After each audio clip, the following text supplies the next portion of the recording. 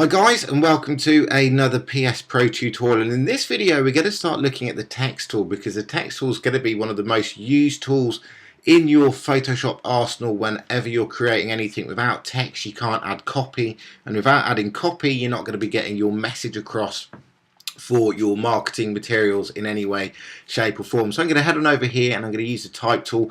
In this case I'm just going to use a horizontal type tool because that's the one that you use most of the time. The vertical type tool really just allows you to type downwards. So I'm just going to use and click the horizontal type tool, and I'm just going to click on the palette here, and I'm just going to type in learn Photoshop the easy way. So that kind of makes sense. Of course, you've got your typical caps and lowercase. So I'm just going to redo that in the lowercase.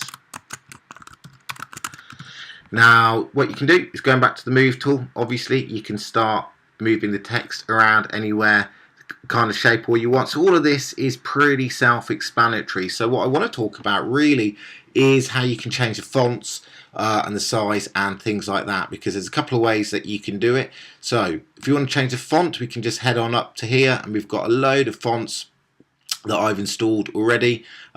Like exactly you would do in Word, you can just click on any kind of font and it will just drop it in for you. So that again is self-explanatory.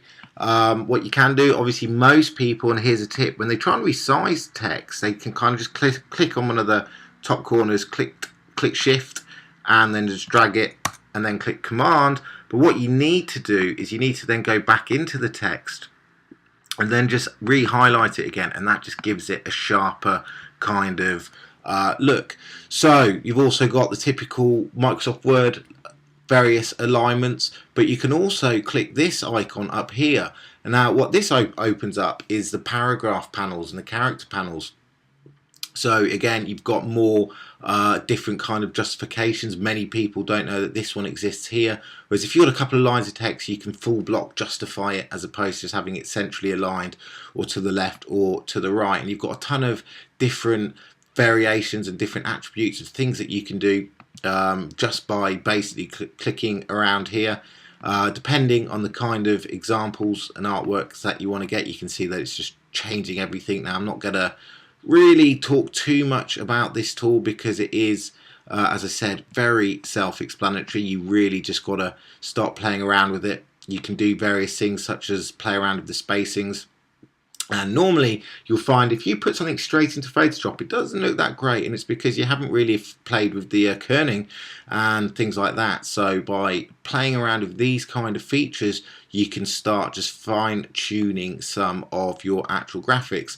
Now another handy thing, I'm just going to delete that. If we have got a very specific area, so perhaps we're doing a web design or a banner, and we know that I want to put text in this kind of area here, I can just draw a little rectangular box like that, and I can put in any text I want. So in this case I'm just going to copy some from Lorem Ipsum, just click paste, and you can see it's going to stay within the boundaries of the box. And that way, if I'm trying to then justify it and do various effects like that, I'm just going to choose a different font just for the purpose of this tutorial.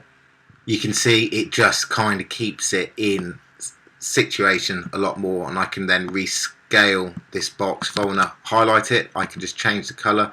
Again, I can use any of the colors that I've selected from my tutorial, from my palette, and then just shift down. So really guys, very simple tutorial there. I'm not gonna dwell, as I said, too much on this, but really that's how you add text. It always puts it on a new layer.